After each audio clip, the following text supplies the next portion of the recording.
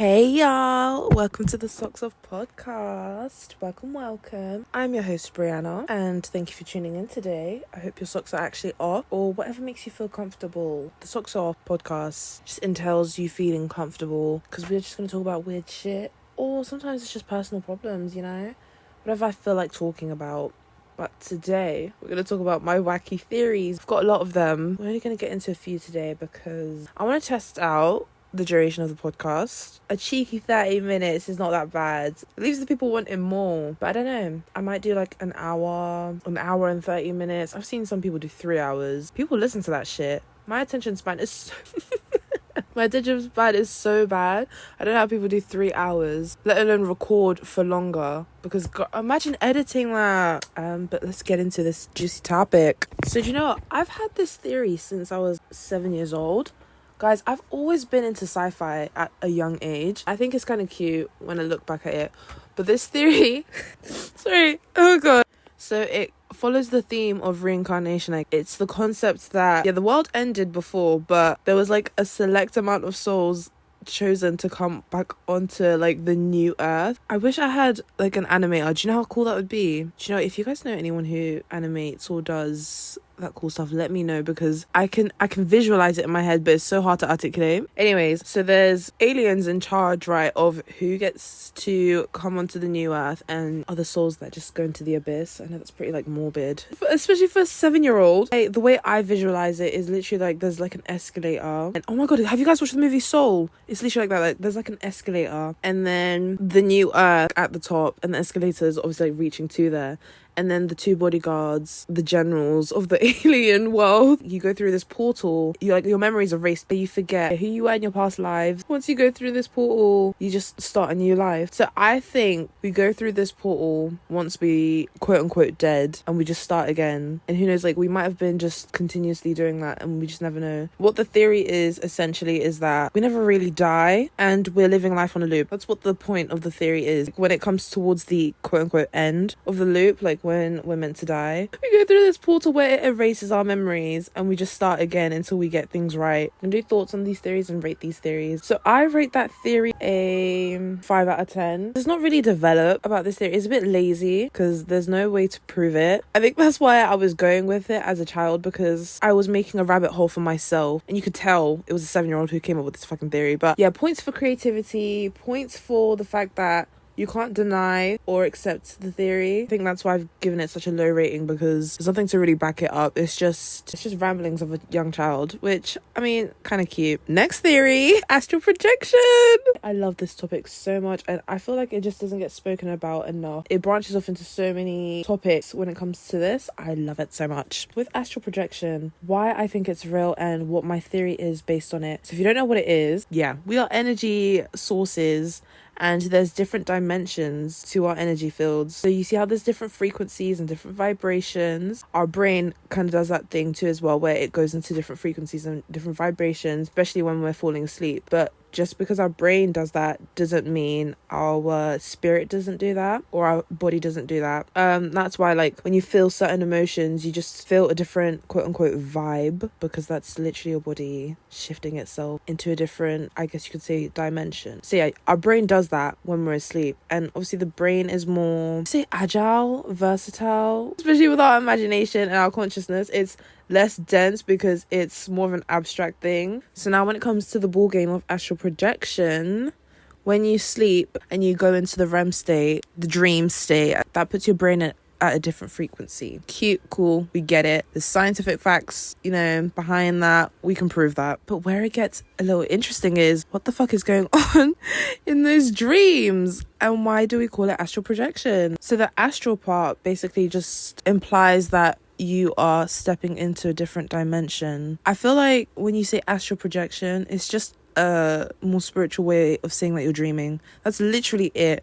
But with astral projection, it makes it seem more interactive and more real, because if we were to look at it from a scientific point of view, your subconscious is just gathering random pieces of data. It's just helping your brain form memories. That's literally what dreams are. It's just ramblings of your subconscious. When it comes to astral projection, what I like about it's more engaging. You pay more attention to your dreams. There's more symbolism put into your dreams and you pay attention to what's going on. Because when you think about it, coincidences are not real. Think about certain dreams that you've had and if they're prophetic or not. Think about people that you know that have had prophetic dreams. You don't just have those dreams because your subconscious came up with random ramblings and decided to help your memory. Like, no, that is your spirit talking to you. But yeah, with astral projection, it's your spirit going to quote unquote different realms and just roaming around. Like, it's not something that's a false reality. I think I should have stated that earlier. In short, it's your spirit going to a different dimension, wandering around. So whatever you see in your dreams, it's real. That's the theory. Whatever you see in your dreams, it's real, and it's just your spirit goofing around and having fun. This leads me on to lucid dreaming. Now, I don't know about you guys, but I've had lucid dreams, and let me tell you right now, oh my god, guys, lucid dreams can branch off into sleep paralysis. Oh guys, sleep paralysis is the worst. Sleep paralysis is literally like the nightmare, the horror version, Five Nights at Freddy fucking version of lucid dreaming. Lucid dreaming is fun. I enjoy it whenever it does happen, because some people work for that to happen, and it is very possible. I did try it once and I was like, I'm not doing this again, because please, why is this so much work? You have to go to sleep and then you have to sleep for a couple of hours and then you wake up and then you sleep again and then all for what? Just so you can control your dreams. Bitch, play a video game. But on the rare occasion that I do get lucid dreams, it is so fun. So one of the lucid dreams that I've had is flying around my hometown and I could see everything that was going on in my hometown. Long story short, I'm like falling down. Bitch, I stopped flying. I think I clocked that I was flying. I was like, what the fuck, this is so cool. It was getting shaky. Have you guys watched the movie Inception? That's what it was giving. In the movie Inception, there's these group of people and they need to plant an idea into this person's brain, but it can only work when that person is dreaming. And they obviously have the ability to control themselves in that person's dream state because they know what the fuck is going on. But the person doesn't know what's going on because they're asleep and they're dreaming, so they think it's just a part of the dream. The only catch is that if the person clocks that, number one, they're dreaming, and number two, that they've literally been incepted, then the whole reality of the dream starts shaking around, things flip around, people can die, and if you die in the dream, you die in real life, like some crazy shit. If you haven't watched Inception and you like the topic of lucid dreaming and shit, watch that. It's amazing. It's got Leonardo DiCaprio, so I don't know why you've never watched it. Shutter Island is also really good too, if you're really into like plot twist movies. Anyways, get ahead of myself. So yeah, like I clocked that I was in a dream, but I was still in the dream for like some good time. The only thing was that my flying ability was like getting less and less. Like I was unable to fly. I felt like a baby bird. Like, what the fuck was going on? I wasn't flying like a pro anymore. I was just fumbling, and it got to a point where I was just like, I dropped. African parents wake up like they got World War flashbacks. That's what it felt like. I literally and it felt like I was still falling from the sky. That sensation of just continuously falling. You know that sensation where you come off of a theme park ride and then you come back home hours later and it's still, you sit down and you're just still, and it still feels like you're on that ride. That's what it felt like, but it was way more intense. Felt like I literally had just fallen from the sky and then I was sweating everywhere. I'm like, this is so strange. It's actually been scientifically proven. I do need to pull up receipts, but take my word for it, okay? Like, I'm not chatting shit. If you want to disprove me, you can do a quick Google search, but bitch, I'm just speaking from memory, speaking off the dome. But the body reacts to what the mind is telling it. Sort of like a placebo effect situation where if your brain truly thinks of something, your body will just react to it, because the body's just flesh at the end of the day. The body has no mind of its own. Where your brain doesn't know the difference from reality and false reality, your body doesn't know either, because it's your mind that's controlling it anyways. The same mind that doesn't know the difference between a false reality and a reality is the same mind that's controlling your body. Your body reacts in whatever reality your mind thinks is true. When you're in that dream state and your mind generally thinks that's what the fuck is going on and you're generally falling from the fucking sky, your body will react the same. Your body's gonna be like, oh my god, so I just got this news from the brain that we're falling from the sky, so we need to sweat extra hard because we're anxious, and we need to do heavy heart palpitations because we're scared as fuck. Like, that generally happens. Don't you think that's so strange? But anyways, we need to rate this theory. What do we think? So I'm going to rate this theory a 6 out of 10. The reason why I'm going to rate it a 6 out of 10 is because why have there not been more experiments on this? MK Ultra. That's all I need to say. MK Ultra was a thing, but when it comes to lucid dreaming, we can't do experiments on that. Like, really? Yeah, that's the only reason why I'm putting points down for it, because I feel like if there was more research put into this could be easily proven. Like, easily proven. But I feel like a lot of people go through lucid dreaming to the point where it's not something that you can deny because most people go through it. I just wish there was more research put into it, figure out why we lucid dream, but I feel like that's too techie, because when it comes to dreams in general, I feel like science doesn't really like to talk about dreams and stuff because you can't really explain that, because on a scientific point of view, it is kind of weird how the brain just collects random pieces of information, puts it together, and then gives you a movie. It literally is like a movie that your brain basically makes for you every single night. That is strange, and there's no reason behind it whatsoever. It's so strange. Not that scientists can't prove it, the fact that they tend to shy away from that topic is a bit strange. It's more of like a psychological theme to talk about than it is a scientific thing. But even then, when it comes to psychology, it was once deemed as a pseudoscience. Can you believe that? I feel like it's still not taken seriously nowadays. But yeah, I want this to be pushed so hard in terms of research, because I feel like we could find out so much when it comes to lucid dreaming. But yeah, in terms of if I think the theory of lucid dreaming is true, it very much is. I definitely think when you can control your dreams, you definitely have more control of your spirit. No word of a lie, you definitely do, because if you can control your spirit in different fucking dimensions, you learn a lot about yourself as well, and discipline. So that leads me on to the next theory, which is similar to this but is a bit more sinister. Guys, oh my god, just thinking about it makes me anxious. Like, I actually get so shook and scared of this. Like, I hate, oh my god, I hate this topic so much. Not that I hate this topic, but it actually makes me fucking terrified. Like if you've ever been through this, I'm so sorry that you've been through this. Like, nobody should go through this because it's so... Have you guys ever heard of, like, the theory that... This is not the theory that I'm talking about, but I'm leading into it. Hell is basically... It's a loop of a moment of your life where you feel guilty. Like, the most guilty. Like, you've done something so wrong and you feel so guilty about it. The only way to get yourself out of that loop is if you figure out what it is that makes you feel guilty in that moment, and to basically forgive yourself. That's what the hell loop is. That's what sleep paralysis feels like. The only issue is I don't know what I'm guilty of. Like, it feels like I'm being punished for just sleeping. I just wanted to fucking sleep. What is going on here? So I can't give you an exact example of me being in sleep paralysis, mainly because it's just so fucking traumatic for me to recall. I don't even want to do that. Like, it will bring tears to my eyes. Mainly how it usually goes for me, and I'm pretty sure it's similar with everyone else, because in my dream I will wake up and I'll be like, oh, okay, like I'm up, because I will look around my room in the dream. I will look around my room in the dream and be like, oh yeah, okay, cool, like I'm awake. Turn to the side, I'm like, no, because my lotion was on that side of the room, and I know my sisters didn't move it. Speaking of, where the fuck are my sisters? What's going on here? And you think that's like the trippiest part? No. It's the fact that I now know, okay, I'm in a dream. Let me wake up and get the fuck out of this dream. So then I will try and move over to go and pick up my phone or something to check the time. I can't move. My arm is frozen. I'm like, huh? And by the way, I'm not saying any of this out loud. This is all in my head. I'm like, what the fuck is going on? Okay, why can't I reach for my phone? This is strange. Let me yell, because I know in real life my sister is not far from me in my room, so I know if I yell, she can wake me up as I'm dreaming, and then I'll be out of this state. Why is there nothing coming out? So first of all, I can't move. I can't make a sound. I can't move my eyes, because in the real world, my eyes are fucking closed. And even in the dreamland,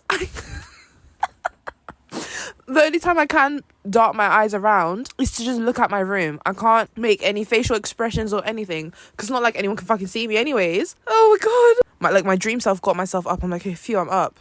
And then I'll look around again. I'm like, no, I'm not fucking up. And then, I kid you not. Guys, I kid you not.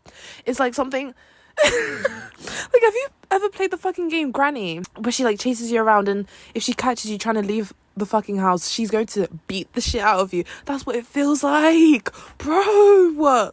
Like, no, guys, there's tears in my eyes. Like, this shit is scary.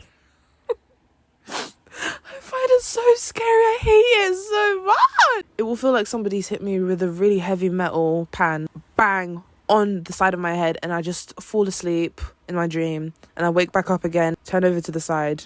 Fuck, I'm in the state again. What makes this so fucking annoying, going back to the hell loop and the reason why I referenced it, because it will go on. I think the longest I've been in that dream sleep paralysis state is like an hour. And what makes it even more fucked up, you're lucid throughout that whole state, so you know what the fuck is going on. The only issue is that you can't get out of it. You don't know how to get out of it. That's where the sleep paralysis comes from, but it's not fun. That's something I would wish on my worst enemy. That's something that they should go through, not me. I'm just a regular girl. Like, I don't want to go through that. Like, oh, and every time I do go through that, I make sure to not sleep for a good amount of time. Like, I get scared to sleep. That's how, like, strange it is. And I pray so hard. I'm like, oh my God, no! Oh no! I don't want to go through that again. But yeah, I feel like at least once in your lifetime, you'll experience sleep paralysis, because I remember hearing stories. Do you guys remember that time period on YouTube? I think it was like, what, 2016, 2017? Where everyone was just having like sleep paralysis and like paranormal experiences. And I used to love watching those videos because I knew it was never going to be me. Well, that's what I thought. I used to love watching those videos, and I was always to think, no, these people are lying, but this is great entertainment. Like, there's no way this is actually happening to people. Like, there's no way you're sleeping.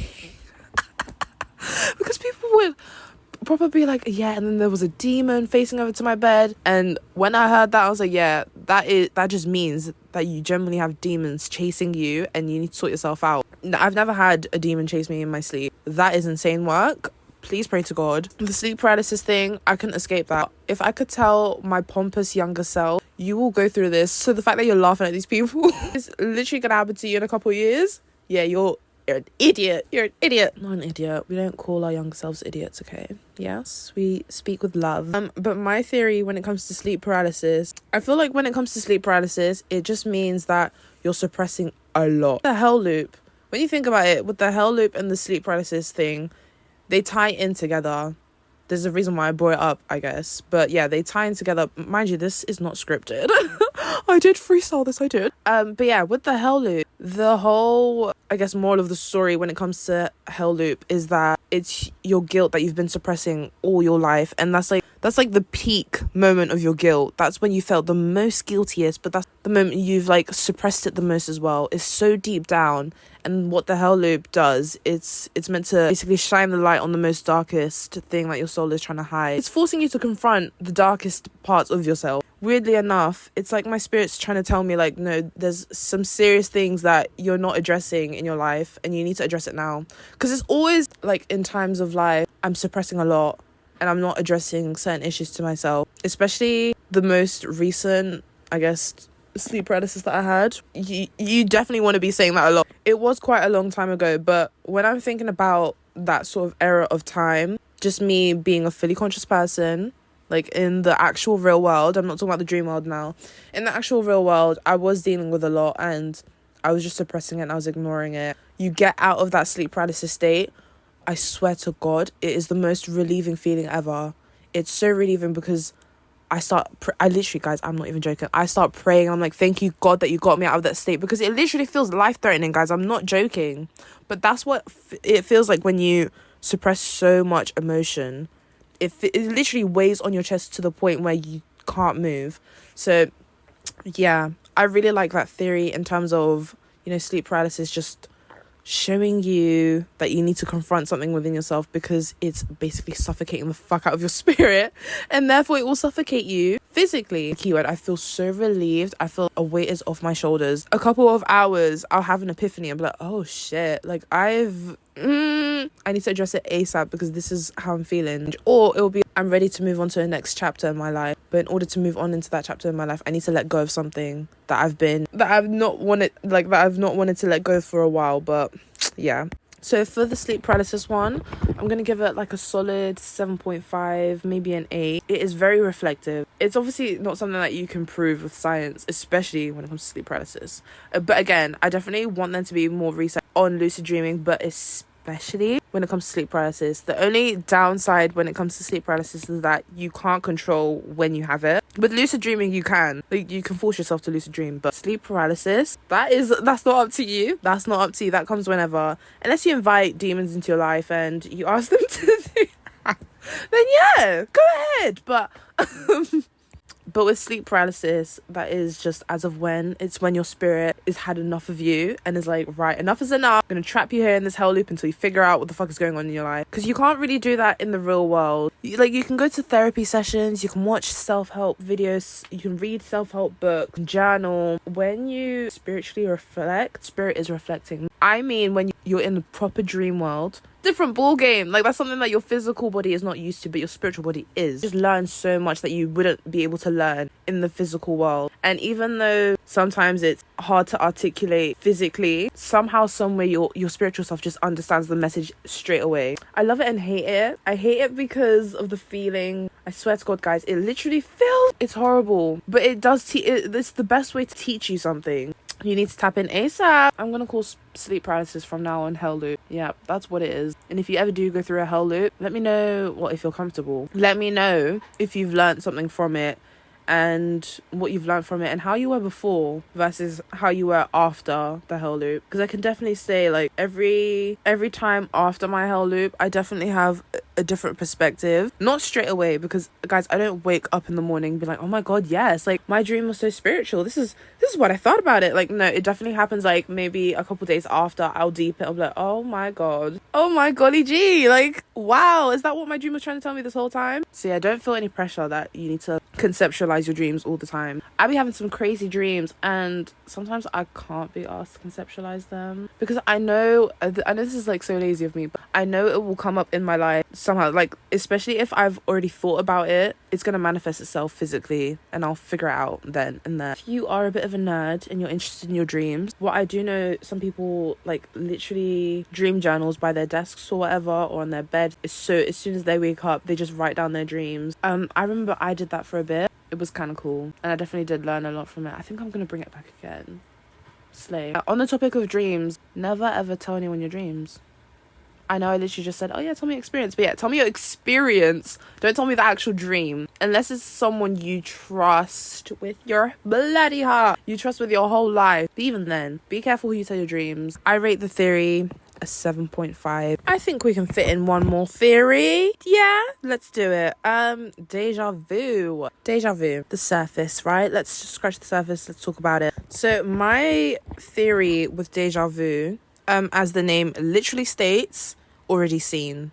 It's things that you've already seen, memories that you've already lived, experiences that you've already gone through, but you just don't realize it. Like, are we time traveling without realizing? Now, what's also interesting is the fact that deja vu is, well, the theory of deja vu is portrayed in so many different ways, guys. It's insane. You could say it's time travel. You could also just say it's like a brain buffer. That's like the scientific approach of it as well. It's like a brain buffer and you didn't actually live that experience. Your brain just thinks that you did because your brain's lagging. If you've watched the movie The Matrix, there's literally a scene where Neo's like to Trinity, like, oh my God, I've literally just seen that cat before. Like, what the fuck is going on? He was like, oh yeah, it's literally like deja vu. And then Trinity's like, that's not deja vu. That's a glitch in the system. But that goes into simulation theory. Do you know, I will make that a whole episode.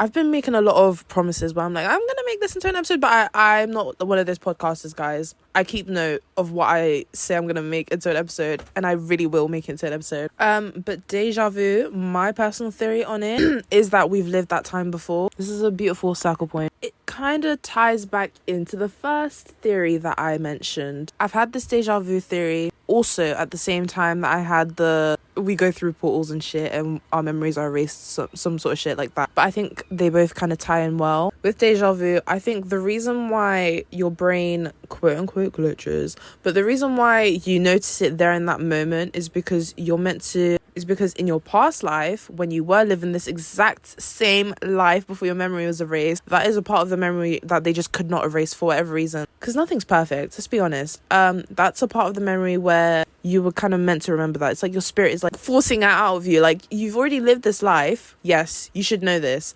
But this part of the memory is something that you should really remember. Like, there's a reason why you feel familiar in this experience, because you're meant to choose something. Like, you continue to go down this path, or you go a different path and you choose something else. Now, I cannot confirm or deny that every time someone has deja vu, it's like a major life-changing decision. To be fair, any decision we make is major life-changing, but I cannot confirm or deny. That's why I'm kind of like iffy, and I kind of don't like talking about deja vu, because I don't know, I feel like it's just so mainstream, but not in a good way. It's so mainstream because it's just weird thing to pin down, because it branches off into so many things. Why do we have deja vu? That I cannot tell you. That's something that since the age of fucking 7, I'm not kidding, scientist Briana has always been trying to figure out, like, why do we actually have deja vu? It's so strange. Like, I'm meant to be making like a big life-changing decision. No, I'm just having deja vu because my brain's having a glitch. But why is my brain having a glitch? Like, I don't get it. The theory is, in some spiritual communities, that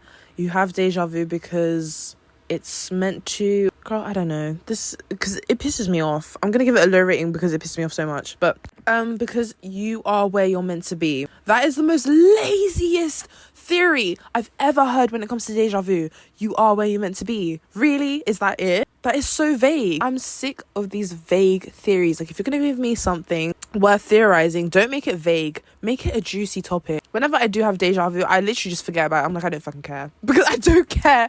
There's literally no way to make a theory of. Like, we all can't come to one conclusion. And even if we do, it's so fucking vague that there's no point of... I don't even want to research into that. It pisses me off. So that is getting a 2 out of 10. There's no creativity whatsoever. And when it comes to these sort of situations / problems, find solutions as to why we go through certain things. What theories are basically are. Especially when it comes to, well, the nature of the topics that I was talking about. It's mainly based off of philosophy, psychology, but mainly philosophy and spiritual things and the esoteric. It's based off of that. You can't explain spiritual things and philosophical things. So that's why theories are there, because it's just meant to help us.